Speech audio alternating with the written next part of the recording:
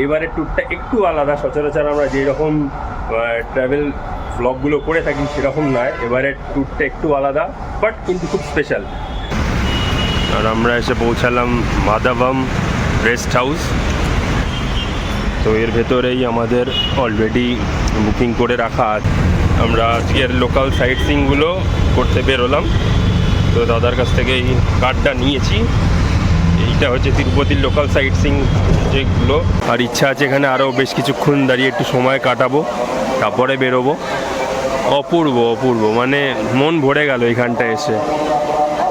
আর এরকম বেরোনোর সময় পাশে একটা লাড্ডু কাউন্টার থেকে আমরা 25 টাকা পার পিসে দুটো লাড্ডু নিয়েছি, এরকম এত বড় সাইজের। এখানে খুব একটা ইউনিক জিনিস দেখলাম, এরকম একটা লেটার বক্সের মতো জিনিসে এসে আমাদের বিলটা দিল। এটার থেকে বার করে নিতে হলো বিলটা। খুব innovative. Good afternoon friends, welcome back to the channel, welcome to a new vlog, a new episode of our channel. আমরা আমাদের ব্যাকগ্রাউন্ড থেকে বুঝতেই পারছো আমরা আমাদের বাড়িতে নেই। ইয়েস, আমরা একটা ছোট্ট ট্যুরে এসেছি। এইবারের ট্যুরটা একটু আলাদা। সচরাচর আমরা যেই রকম ট্রাভেল ব্লগগুলো করে থাকি সেরকম নয়, এবারের ট্যুরটা একটু আলাদা বাট কিন্তু খুব স্পেশাল। আমরা এখন আছি তিরুপতিতে। ইয়েস, আমাদের এবারে গন্তব্য হলো সাউথ ইন্ডিয়ার তিরুপতি। আর সাউথ ইন্ডিয়া এর আগে আমি বেশ কয়েকবার এসেছি, কিন্তু ম্যাডামের এবারেই প্রথম সাউথ ইন্ডিয়া ভ্রমণ। ঈশ্বর দর্শন দিয়ে আমার দক্ষিণ ভারতের ভ্রমণ শুরু করতে চেয়েছিলাম এবং সেটাই হচ্ছে। তো আমরা একটু আগেই জাস্ট এখানে এসে পৌঁছলাম। আজকে 16ই অক্টোবর 2025, এখন সময় ঠিক 12:30 দুপুর। আর আমরা এসে রুমটা আগে থেকে নেওয়া ছিল। আমরা টিটিডি মানে তিরুপতির যে দর্শনামের যে ওদের নিজস্ব ওয়েবসাইট বা অ্যাপ থেকে রুম বুক করা যায়। অবশ্য তার জন্য দর্শনের টিকিটটা আগে বুক করতে হয়, তবেই এখানে রুম পাওয়া যায়। তো অনলাইনে আমরা তিরুপতি বালাজিকে দর্শনের টিকিট করে নিয়েছিলাম 2.5 মাস আগে, এবং তারপর সেই বুকিং দেখিয়ে অনলাইনেই এখানে অ্যাকোমোডেশন আমরা বুক করেছি। তো রুম আমরা দেখাবো। ভীষণ সুন্দর রুম, খুব রিজনেবল প্রাইসে, ভীষণ ভালো রুম, পরিষ্কার পরিচ্ছন্ন। তো আমরা একটু ফ্রেশ হয়ে জাস্ট একটু রেস্ট নিয়ে এখন বেরোবো। দেখছো আমরা পুরো রেডি হয়ে গেছি, অনির্বাণও রেডি হয়ে গেছে। আর আমরা গতকাল হাওড়া থেকে হাওড়া এসএমবিটি ব্যাঙ্গালোর যে দুরন্ত এক্সপ্রেসটা আছে ওটাতে উঠেছিলাম। ট্রেন মাত্র 40 মিনিট লেটে আমাদেরকে রেনিগুন্টা পৌঁছে দিয়েছে। তারপর ওখান থেকে একটা অটো নিয়ে 200 টাকা ভাড়া রিজার্ভ করে আমরা এই শ্রীনিবাসা কমপ্লেক্স, এটা হচ্ছে শ্রীনিবাসা কমপ্লেক্সের, আমরা আছি মাধবম গেস্ট হাউসে। তো সেখানে এসে পৌঁছে তারপর একটু ফ্রেশ হয়ে এখন আমরা সাইট সিইংয়ে বেরোবো। এখানে বেশ কিছু মন্দির আছে, সেগুলো আমরা আজকে দর্শন করব। তো চলো তোমাদেরকেও নিয়ে যাই, দেখবো আমরা এখানে কি কি আছে দেখার। তো অন্তরা তো পুরোটাই তোমাদেরকে বললো আমরা এখন কোথায় আছি, কিন্তু কালকে আমরা হাওড়ার থেকে এখানে আসা অবধি ছোট্ট ছোট্ট ক্লিপিংস কিছু তুলে ধরেছি ট্রেনে জার্নিটা। তো সেগুলো একবার তোমরা আগে দেখে নাও, তারপরে আমরা এখানে আসার পর থেকে যা যা আমরা আগামী 2 দিন বা 3 দিন আমরা যা ঘুরবো সেগুলো তখন তারপর থেকে তোমরা দেখবে। আজকে 15ই অক্টোবর, আর আমরা সকাল সকাল আমাদের বাড়ি থেকে রওনা দিয়ে আমরা দমদম মেট্রোয় প্রথমে ব্লু লাইন তারপরে গ্রিন লাইনে করে এসে হাওড়ায় পৌঁছাই। সচরাচর আমরা রাতের হাওড়াকে দেখে অভ্যস্ত, কিন্তু অনেক দিন বাদে সকালবেলায় ট্রেন পাওয়ায় এই সকালের হাওড়াকেও ভালো করে দেখে নিচ্ছি। যথেষ্টই ভিড়। তো এই হচ্ছে আমাদের ট্রেন 12245 হাওড়া এসএমভিবি দুরন্ত এক্সপ্রেস। আর আমাদের কোচ হচ্ছে B3। আমাদের বার্থ হচ্ছে 7 আর 8, এবং খুব লাকি আমরা প্রত্যেকবারই যেটা চাই সেটাই পাই, একদম সাইড লোয়ার সাইড আপার। কিন্তু আনফর্চুনেটলি দরজার থেকে উঠেই। তো এখনও ট্রেন ছাড়তে দেরি আছে, আরও মিনিট 15 মতো।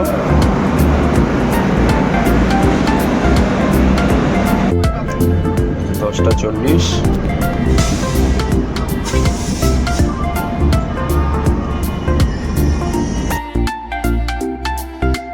আমাদের প্রাণের শহর কলকাতাকে আবার কিছুদিনের জন্য বিদায় জানিয়ে আমরা আমাদের গন্তব্যের উদ্দেশ্যে রওনা দিলাম। আর আমাদের এই side lower side upper seat পড়ার দরুন খুব সুন্দর আমরা জার্নিটা উপভোগ করতে পেরেছি এবং দুধার দিয়ে শুধু এত সুন্দর সুন্দর একের পর এক গ্রাম, শহর, জঙ্গল দেখতে দেখতে আমরা খুব সুন্দরভাবে এই জার্নিটা এনজয় করছি এবং খুব সুন্দরভাবে আমরা আমাদের গন্তব্যে পৌঁছে দিকে এগিয়ে যাচ্ছি।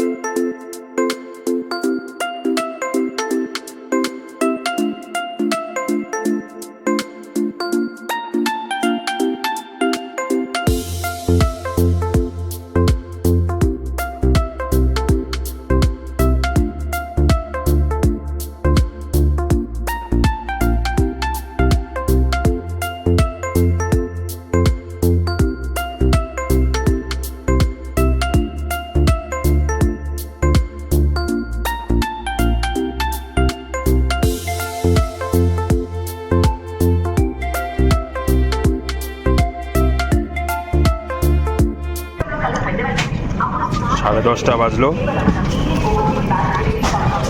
আর আমরা ঢুকলাম রেনিগুন্টা জাংশনে আধ ঘন্টা লেট, 40 মিনিট ইনফ্যাক্ট।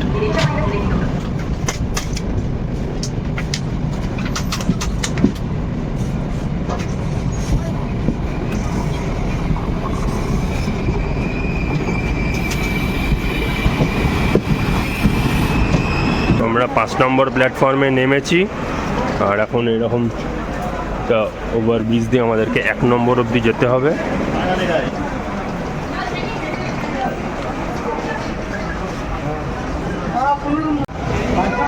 এই 1 নম্বর প্ল্যাটফর্মের থেকে বাইরে এসে বেরোচ্ছি আমরা। এখানেই অটো, ট্যাক্সি এইসবগুলোর স্ট্যান্ড আছে, কারণ আমাদেরকে এখন রেনিগুন্টার থেকে যেতে হবে তিরুপতি। আর আমাদের হোটেল বুক করা আছে শ্রীনিবাসন লজ, তো 10-12 কিলোমিটার লাগবে এখান থেকে যেতে। তো আমরা বাইরে বেরিয়ে অটোর এই পার্কিং এরিয়ার থেকেই অটো পেয়ে গেছি আর এখান থেকে 10 কিলোমিটার আমাদের যেতে লাগবে। আমাদের যেখানে আজকে বুকিং করা আছে শ্রীনিবাসন লজ, সেটা এখান থেকে 10 কিলোমিটার আর আমাদের অটোয় পড়ছে 200 টাকা। মানে অবশ্যই সেটা বার্গেনিং করে নিতে হয়েছে, ওরা অবশ্যই বেশিই চায়। তো আমাদের এখান থেকে অটো করে নিয়েছি আর বাজে এখন ওই 11:15 মতো। দেখা যাক, আধ ঘন্টা 45 মিনিট আশা করছি, তার মধ্যে পৌঁছে যাব। তিরুপতি বালাজির নাম স্মরণ করে আমরা এগোতে থাকলাম আর যত এগোচ্ছি দুধারের রাস্তা দেখে সত্যি মানে মুগ্ধ হয়ে গেলাম। এত সুন্দর রাস্তা, পুরো মাখন, একদম বাটারি রোড যাকে বলে, সুন্দর পিচ করা রাস্তা দুদিকে এবং রাস্তায় একটু কোথাও ময়লা দেখতে পেলাম না। এত স্মুথ এই রাস্তাটা, থ্রুআউট দ্য জার্নি এত পরিষ্কার রাস্তা এনজয় করতে করতে, এবং ওয়েদারটাও খুব ভালো ছিল, তেমন রোদ ছিল না, খুব সুন্দর একটা জার্নি এভাবে যাচ্ছি এবং কিছু দূর যেতেই দেখতে পেলাম এই দূরে তিরুমালা পর্বত রেঞ্জটাকেও আমাদের ওয়েলকামের জন্য দাঁড়িয়ে আছে। 11:05 মানে হার্ডলি 20 মিনিট লাগলো আর আমরা এসে পৌঁছালাম মাধবম রেস্ট হাউস। তো এর ভেতরেই আমাদের অলরেডি বুকিং করে রাখা আছে মাধবম আর শ্রীনিবাসন কমপ্লেক্স। তো ভেতরে ঢুকি, এবারে চেকিং ফর্মালিটিসগুলো কমপ্লিট করি, করে তো আমাদেরকে ফাইনালি আমাদের রুম বা ভেতরের বাকি রুলস ফর্মালিটিস এগুলো সব পরে তারপরে জানাচ্ছি। তো এরকম হচ্ছে আমাদের বুকিং শ্রীনিবাসা রেস্ট হাউসে। আর এই অনলাইন বুকিং রিসিপ্টটা নিয়ে এসেই এখানে এই কাউন্টারেতে দেখাতে হচ্ছে। পেছনটা এরকম লম্বা একটা এরিয়া। তো এই কাউন্টার থেকে আমাদের যেই অনলাইন বুকিং রিসিপ্টটা এনেছিলাম সেটা দেখিয়ে এরকম একটা আবার টোকেন মতো দিল, যেখানে আমাদের অরিজিনাল আধার কার্ডটাও দেখাতে হলো। এবারে এই টোকেনটা নিয়ে গিয়ে আমাদেরকে আমাদের ওই শ্রীনিবাসা কমপ্লেক্সে চেক ইন করতে দেওয়া হবে। তো এই হচ্ছে মাধবম রেস্ট হাউস, এর ভেতরেই আমাদের রুম বুক করা আছে। ওখানে ভেতরটা যতটা পসিবল দেখিয়ে দিই। এটা হচ্ছে রিসেপশন কাউন্টার, এখানেই তোমাদেরকে দেখাতে হবে। আর এখানে খুব সুন্দর ভেতরে বাগান টাইপ করে রাখা, দুদিকেই লম্বা লবি এরিয়া। আমাদের সম্ভবত এই দিকে যেতে হবে। আর এখানে তিরুপতি বালাজির ছবি, এখানেই পুজো করা হয়। তো এইখানটা হচ্ছে আমাদের লজেরই পিছন দিকের গার্ডেন এরিয়াটা, খুব সুন্দরভাবে সাজানো, মেনটেন করা। এটা তো আমাদের লজের ভেতরের অংশটাই। আর এই ভেতরের সোজা একটা লবি আছে, যেই লবিটা আমরা খুব ভালোভাবে মানুষ এর ভেতরেই হেঁটে পাইচারি করতে পারে। তো এবং এখানটাও খুব সুন্দরভাবে ক্লিন করে রাখা। আর পুরো লবিটা বরাবর হেঁটে আসলে দেখতে পাওয়া যাচ্ছে এই দিকেও একটা সিমিলার একটা এরকম গার্ডেন মতো করে রাখা, এই দিকটাতেও অপূর্ব, পুরো চারিদিকে গ্রিনারিতে ভরপুর।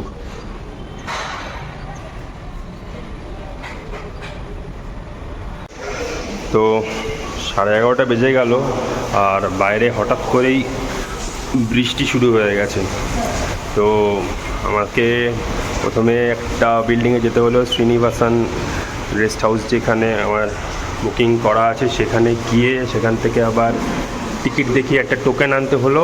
আর এখানে আবার একটা রিসেপশনে গিয়ে আমাকে এই রুম দিল 107। তো রুমটার ভেতরে ঢুকি, এই হচ্ছে রুম। এবং রুমের সাইজ বিশাল বড়, বিশালই বড়। আমরা এসি রুম নিয়েছি একটা,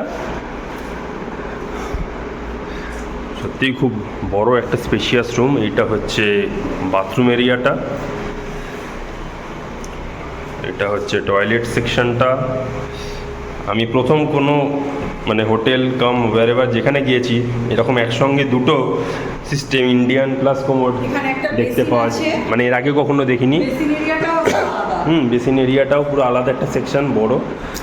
সেখানে ড্রেসিং টেবিল, একদম দুটো একদম কিং সাইজের খাট, মানে 5 জন 6 জনও শোয়া যায় একদম একদম একদম।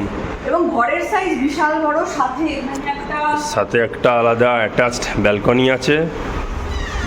ওয়াও, এখন বৃষ্টি হচ্ছে তো প্রত্যেকটা রুমের সাথেই আলাদা ব্যালকনি, বিশাল বড় ব্যালকনিটা, এই যে।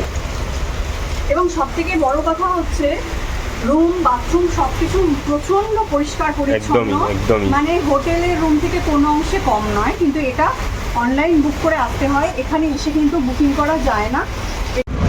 তো 1:45 বাজে আর আমাদের এই শ্রীনিবাসন কমপ্লেক্সের বাইরেই অটো ছিল, তো আমরা এরকম একজন দাদার সঙ্গে কথা বলে রেট ফিক্স করে আমরা আজকের লোকাল সাইট সিইংগুলো করতে বেরোলাম।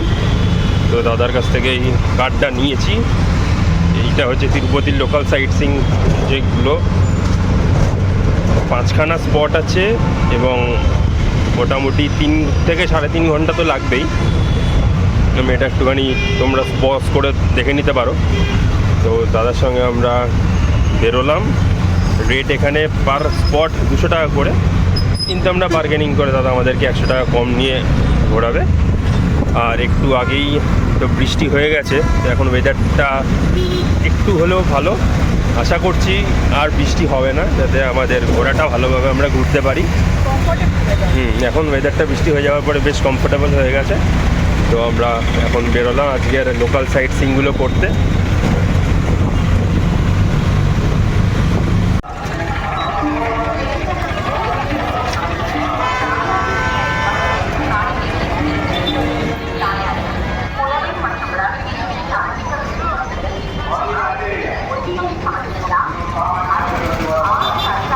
তো এটাই হচ্ছে পদ্মাবতী আম্মাবাড়ি মন্দিরে ঢোকার প্রবেশ পথ।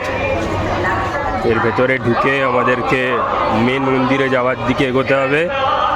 এখানে টিকিট আছে দর্শন করার জন্য 50 টাকা, 200 টাকা, আবার ফ্রিতেও করা যায়। দেখি কোনটা দিয়ে যাওয়া যায়। অবশ্যই তার আগে চটি, জুতো, মোবাইল এসবগুলো জমা করে যেতে হবে। আরও অনেকটা ভেতরে হচ্ছে মন্দির। তো মোটামুটি আমরা দেখি কোথায় কি ডিপোজিট করে তারপরে আমরা বেরিয়ে এসে আবার বাকিটা জানাচ্ছি।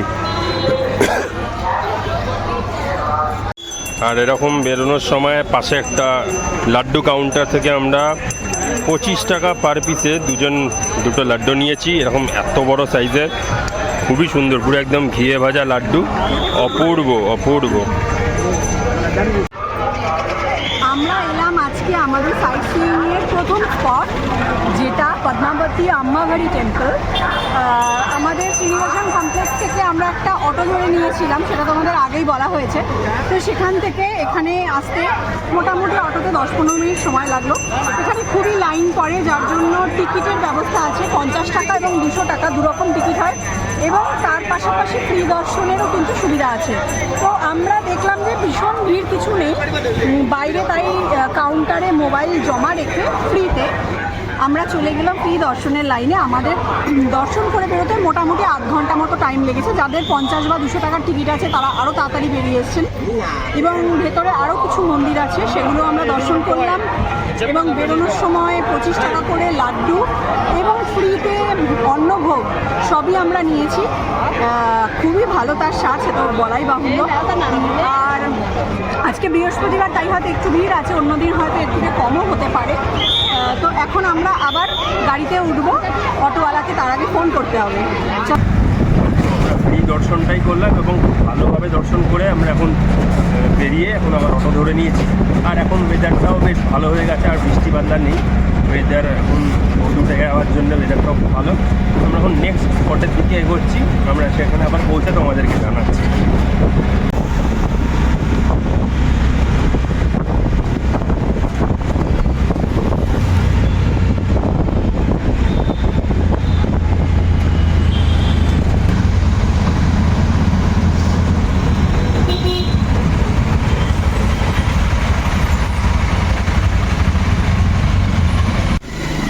দুটো 25 বাজে, হার্ডলি 15 মিনিট লাগলো অটোতে এসে। আমরা নামলাম আমাদের আজ সেকেন্ড পয়েন্টে। এটা হচ্ছে গোবিন্দ রাজা স্বামী টেম্পল। এটাই হচ্ছে প্রবেশপথ। এখান দিয়ে ঢুকে আবার এখানেও নিশ্চয়ই চটি, মোবাইল রেখে তারপরে ভেতরে ঢুকতে হবে। এই পাশে আরও একটা মন্দির, কি সুন্দর এর স্ট্রাকচারটা, অপূর্ব অপূর্ব। হ্যাঁ, হয়তো এটাও হতে পারে, ভেতর দিয়ে ঢুকে যেতে হবে। তো যাই, ভেতরে যাই এখন। এই হচ্ছে মন্দিরের মেন প্রবেশদ্বার। তো এটাই হচ্ছে মন্দিরের ভেতরের জায়গাটায়। আর যা বলেছিলাম, যা আন্দাজ করেছিলাম সেটাই ঠিক। এই রাস্তা দিয়ে হেঁটে গেলেই হচ্ছে ভেতরে এই বড় মন্দিরটা। এটাই হচ্ছে লক্ষ্মী নারায়ণ স্বামী টেম্পল। তো যাই, এবারে ভেতরে ঢুকি। আর এখানে হচ্ছে আগে মোবাইলটা ডিপোজিট করতে হবে। তো মোবাইল ডিপোজিট করে আগে ঘুরে আসি, পুরোটা দর্শন করে আসি, তারপরে এসে অভিজ্ঞতা জানাচ্ছি। তো আমাদের আবার এই সেকেন্ড স্পটেও আমাদের প্রায় ঘন্টাখানেক সময় লাগলো। আমরা এখান থেকে আবার দেখে বেরোচ্ছি। আমাদের এবারে যাব আমরা থার্ড স্পটে। এইখানটার ভেতরটাও খুব পরিষ্কার, নিট অ্যান্ড ক্লিন, যেমন হয় সাউথের যত ঠাকুরের মন্দিরগুলোর ভেতরটাই। এবং এখানে ভেতর অনেকগুলো ঠাকুরেরই মন্দির দেখলাম, মানে সবই বিষ্ণুর এখানে বিভিন্ন রূপের মন্দির এবং লক্ষ্মী মাতা। হ্যাঁ, তো বেশ ভালো লাগলো। এবারে আমাদের অটো এসে গেছে, চলো এবারে উঠি। 3:20 বাজে আমাদের এই সেকেন্ড স্পট দেখে আমরা অটোতে উঠে পড়েছি।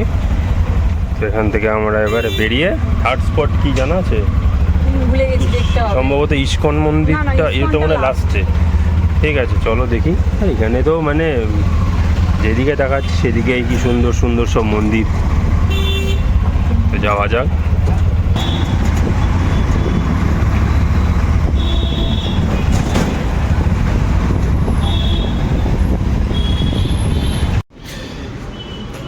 তো হার্ডলি 10 মিনিট লাগলো, আমাদের থার্ড পয়েন্টে এসে দাঁড় করালো। এটা হচ্ছে কোদান্দা রামা স্বামী টেম্পল। আর এটা হচ্ছে মন্দিরের এন্ট্রান্সের জায়গাটা, কিছুটা এরকম বাইরে থেকে দেখতে লাগছে। ভেতরটা অনেকটাই বড়। তো ঢুকি এখন এর ভেতরে। অবভিয়াসলি মোবাইল অ্যালাউড না, তাই বাইরেটুকু শুধু দেখিয়ে দিলাম। তো ভেতরটা খুবই পরিষ্কার এবং এটাতে তো একদমই ভিড় নেই লোকজনের। মানে 5 থেকে 7 মিনিট লাগলো হার্ডলি পুরো মন্দিরটা ঘুরে দেখতে। তো ফাঁকায় ফাঁকায় মন্দির দর্শন হয়ে গেল থার্ড আমাদের এই পয়েন্টটা। এবার এখান থেকেও বেরোই, বেরিয়ে নেক্সট হচ্ছে আমাদের ইস্কন।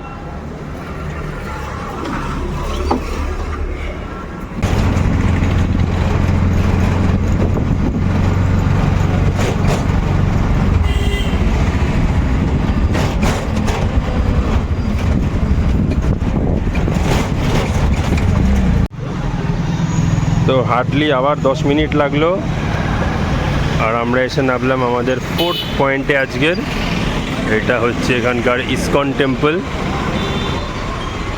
বাইরের থেকে তো দেখে খুব সুন্দর লাগছে। তো এবারে ভেতরে ঢুকি। এখানেও মোবাইল নট অ্যালাউড, তো যতটা পারলাম বাইরের থেকে দেখিয়ে নিলাম, আবার বাইরে এসে অভিজ্ঞতাটা শেয়ার করব।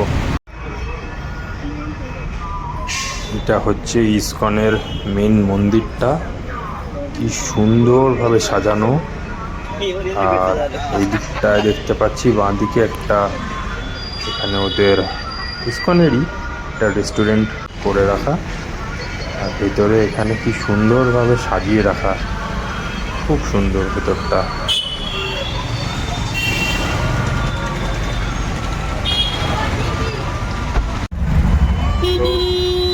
4:35 বাজে। আমরা বেশ অনেকক্ষণ সময় এই ইস্কন মন্দিরের ভেতরে কাটালাম, আরতি দেখলাম এবং এর ভেতরেও আমাদের ভোগ দিয়েছিল, সেখানেও ভোগ গ্রহণ করলাম, মানে প্রসাদ আমি যাকে বলে।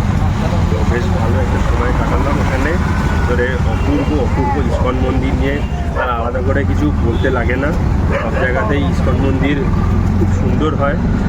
যাই হোক, এবার এখান থেকে আমরা বেরোলাম। আমাদের আজকে দিনের শেষ যেই মন্দির বাকি, সেখানে যাব কপিলাম মন্দির, কপিলা তীর্থম। আচ্ছা, মানে ওটা আরেকটা লাস্ট স্পট আমাদের যেটা। তো আমরা এখান থেকে বেরিয়ে পড়েছি, এবারে হচ্ছি। হ্যাঁ, তাই ওই জন্যই লাস্ট স্পটটা রেখেছে দাদা, ওটাই করে আমরা আবার রিটার্ন করবো।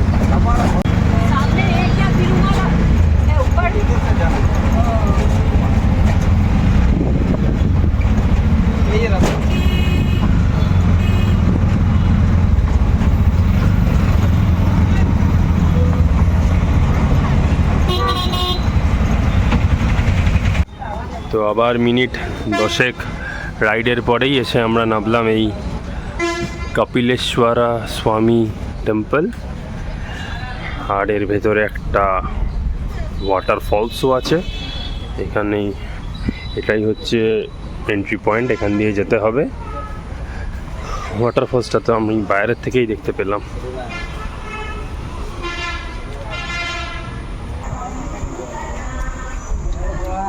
এটা একদম একটা পাহাড়ের কোলে মনে হচ্ছে মন্দির। অপূর্ব।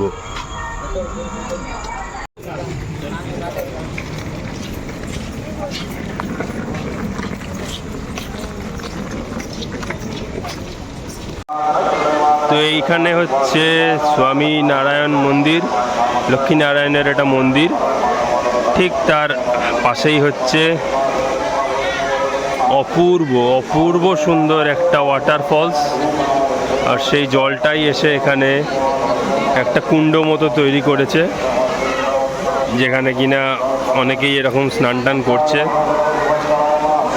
ইভেন যেখানটাতে ওয়াটারফলসটা পড়ছে, জলটা যেখানে পড়ছে সেখানেও দেখছি অনেকে স্নান টান করছে। ভীষণ সুন্দর একটা পরিবেশ, ভীষণই সুন্দর একটা পরিবেশ। আর বিকেল হয়ে এসছে তো, যার জন্যে সেই গরম ওয়েদারটা নেই এখন আর। আর এখানে বাঁদরের খুব উপদ্রব দেখতে পাচ্ছি। অপূর্ব অপূর্ব, মানে এরকম একটা পেছনে ব্যাকগ্রাউন্ড, মানে পুরো পাহাড়ের একদম গা বেয়ে এরকমভাবে ঝর্ণার জলটা পড়ছে, আর সামনে এরকম পুরো একদম সবুজ একটা জলের মতো। আহা, অপূর্ব অপূর্ব। সবাই এখানে স্নান করছে, বেশ ভাল লাগলো এই জায়গাটা।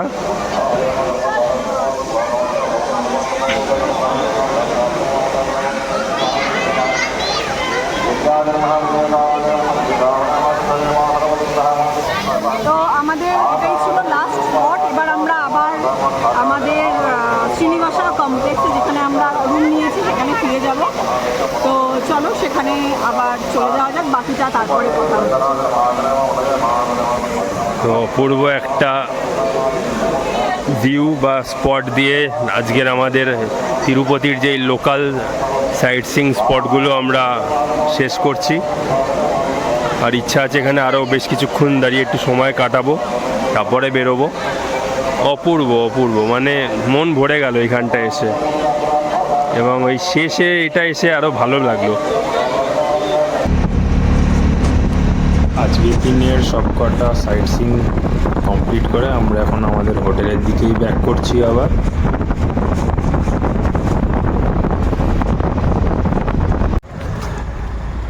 গুড ইভিনিং ফ্রেন্ডস, অনেকক্ষণ বাদে আবার দেখা হচ্ছে। এখন বাজে 8:15। আমরা প্রায় রুমে এসে ঘন্টা 2 মতো রেস্ট নিলাম, নিয়ে এখন আমরা আবার বেরোচ্ছি আজকে রাতের ডিনারটা সারতে। আমাদের যে শ্রীনিবাসাম কমপ্লেক্স আছে তার সেই রাস্তার, সেই ক্লস থেকে বেরিয়েই রাস্তায় মেন রোডের ওপর উঠে উল্টো দিকেই পরপর অনেক খাবারের জায়গা আছে। তো সেগুলোর মধ্যে থেকেই এক্সপ্লোর করে দেখি কোনো একটা যদি ভালো লাগে তার মধ্যে গিয়ে ডিনারটা আজকে সারবো বলে। মেন রোড দিয়ে হাঁটার সময় হঠাৎই এই ফ্লাইওভারের পিলারগুলো নোটিস করলাম যে তিরুপতির যে তিলক হয় সেটা এঁকে রাখা প্রত্যেকটা পিলারে। অপূর্ব অপূর্ব কারুকার্যটা, খুব ভাল লাগলো।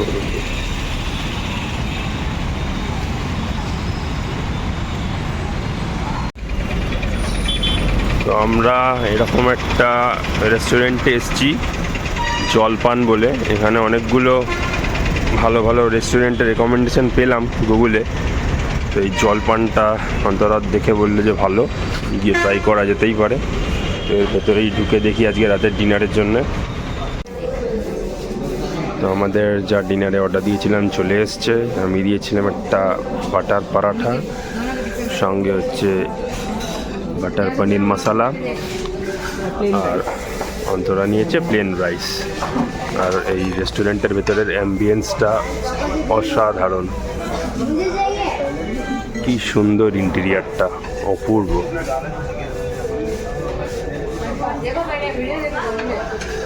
চলো ডিনারটা করে বেরি ফটাফট। এখানে খুব একটা ইউনিক জিনিস দেখলাম, এরকম একটা লেটার বক্সের মতো জিনিসে এসে আমাদের বিলটা দিল। এটার থেকে বার করে নিতে হলো বিলটা। খুব ইনোভেটিভ একটা ব্যাপার এবং বেশ কিউটও। আর খাওয়া দাওয়া নিয়ে কিছু বলার নেই, এক্সেলেন্ট ছিল খাওয়া দাওয়া।